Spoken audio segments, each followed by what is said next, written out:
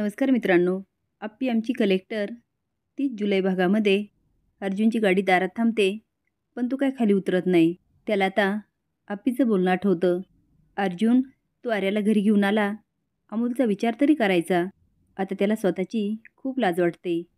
तेवढ्यात त्याचं प्रतिबिंब शेजारी बसतो आणि म्हणतो, आजगावची शान इन्स्पेक्टर अर्जुन कदम. काय काय कसं कसं? स्वतःच्या आयुष्याची अशी झालेली दशा बघून त्रासलेले दिसताय काय? पण तुम्हाला इन्स्पेक्टर म्हणायचं तरी कसं? आधी भ्रष्टाचार बायकोपासून लपवला.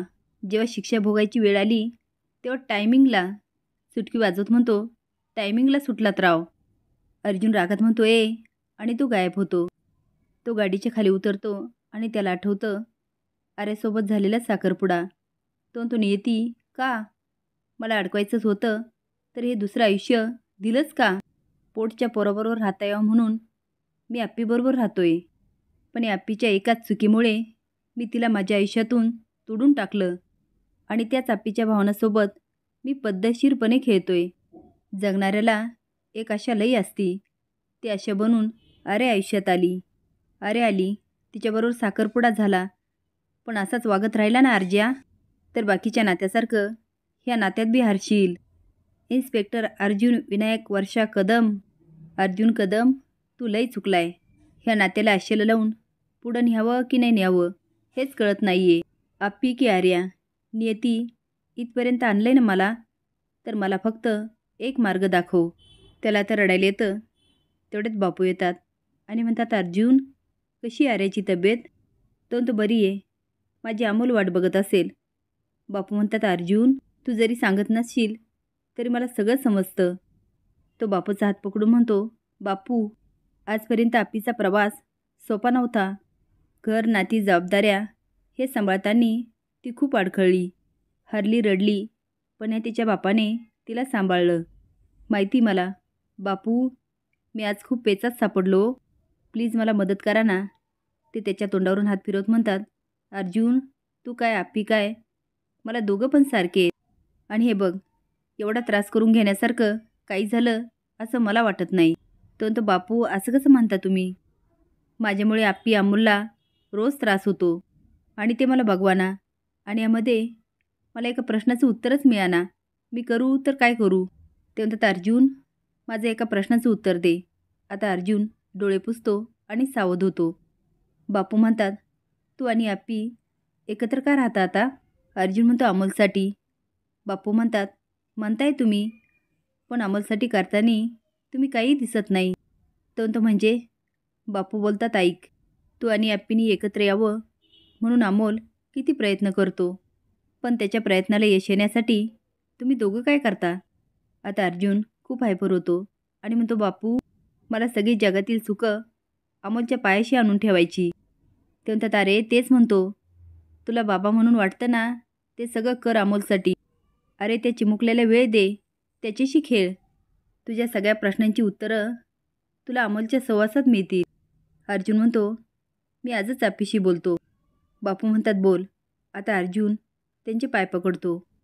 अर्जुन आता बेडरूममध्ये येतो. आप्पी म्हणते, उशीर झाला? तो नाही, आलो होतो, पण बापूसोबत बोलत होतो. आप्पी म्हणते, बरी का ती? अर्जुन म्हणतो, तुला कसं जमतं ग असं वागायला? ती आर्या तुझ्यासोबत एवढं वाईट वागली आणि तू विचारते? आप्पी बोलते, अर्जुन, आता मला फक्त अमोलकडं लक्ष द्यायचं. कुणाशी वाद घालायला, कुणाशी बोलायला माझ्याकडं नाही अरे वेळ. आता अर्जुनला खूप रडायला येतं. तो अमोलजवळ जातो आणि तिच्या डोक्यावरून हात फिरवतो आणि म्हणतो, आज कुठली गोष्ट ऐकली? आता आप्पी सांगते. अर्जुन म्हणतो, त्या राजकुमारचे आईवडील वेगळे होणार होते ना? आप्पी म्हणते, नाही, पुन्हा एकत्र आले. तो कसं? आप्पी सांगते, राजकुमारमुळे. राजकुमार नसताना त्याचे आईवडील कधीच एकत्र आले नसते अर्जुन. अर्जुन म्हणतो, आप्पे, मला माफ कर. मी आजपर्यंत खूप चुका केल्या, पण मी त्याचं काहीच करू शकत नाही. फक्त माफी मागू शकतो. मी तुझ्याबरोबर पहिल्यासारखा राहील की नाही राहील सांगता येत नाही. पण आप्पे, आपण अमोलचे बाबा म्हणून एकत्र राहूया का? आता आप्पीला खूप आनंद होतो. ती म्हणते, अर्जुन, मी का नाही म्हणेल? तो आप्पे, ह्यापुढे जे काय होईल ना, फक्त अमोलसाठी. मी अमोलसाठी सगळं काही करेल, हे वचन आहे माझ्याकडून तुला. पहिले त्या अर्जुनने आप्पीचा हात पकडलेला असतो, पण आता आप्पी रडायला लागते आणि अर्जुनचा हात पकडते. सकाळी अर्जुन म्हणतो, अमोल अरे उठ ना रे. तो म्हणतो, बाबा थांब ना 5 मिनटं. तेवढ्यात आप्पी येते आणि म्हणते, अरे आवरा, तुमच्यासाठी स्पेशल आळूवड्या केल्या. आता दोघं पण ओरडायला लागतात, आळूवड्या आळूवड्या. अर्जुनने अमोलला उचलून घेतलेलं असतं आणि डान्स करत तो वॉशरूममध्ये घेऊन जातो. आता आप्पी मोठ्याने हसायला लागते. आता ती किचनमध्ये येते आणि म्हणते, मोना आळूवड्याला जास्त वाफ येऊ देऊ नको आणि हे चिरायला घे. वरती ना दंगा सुरू झालाय आळूवड्या म्हणून. आलेच मी.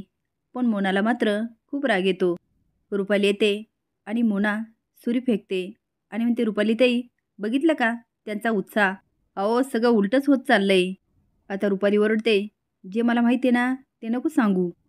आता दोघींचं भांडण सुरू होतं. रुपाली म्हणते, मोना सॉरी, मी जर आवाज चढवून बोलली असेल तर. अगं मी पण अगदीच वैतागले, पण मी पण एवढी सोपी नाही आहे. त्यांच्यात ठिणगी का पडते ना ते मला चांगलंच माहिती आहे. आलेच. इकडे अर्जुन आणि अमोल ओरडत असतात, आवरलं आवरलं. आप्पी म्हणते, 1 नंबर. चला नाश्ता करायचा ना. इकडे रुपाली फोन करते आणि म्हणते, यशा बापू बोलताय ना? हां मी मोना बोलते. मोना म्हणते, रुपाली ताई. आता रुपाली तिला हात उगारते आणि चूप करते आणि म्हणते, हा यशा बापू, सरकारांना निरोप द्यायचा होता. अपर्णा वंशाने त्यांना पुण्याला बोलवलंय. हो, त्यांना अमोलला सरप्राईज द्यायचे आणि जमलं तर आजच यायला सांगा. हा सगळेच इकडं आलेत. ठेवते. मोना म्हणते, वा रुपाली ताई, तुम्हाला मानलं पाहिजे हा. रुपाली म्हणते, आता बघच सरकार आणि आत्या इकडे आल्यावर काय होतं. अमोल खूप खुश असतो. दिप्या म्हणतो, काय भांजे आज खूप खुश. आता सगळेजणं अमोलला चिडवत असतात. अर्जुन म्हणतो, आपे चल आज मी तुला सोडतो. आता मात्र रुपाली आणि मोनाचा खूप जळफळाट होतो.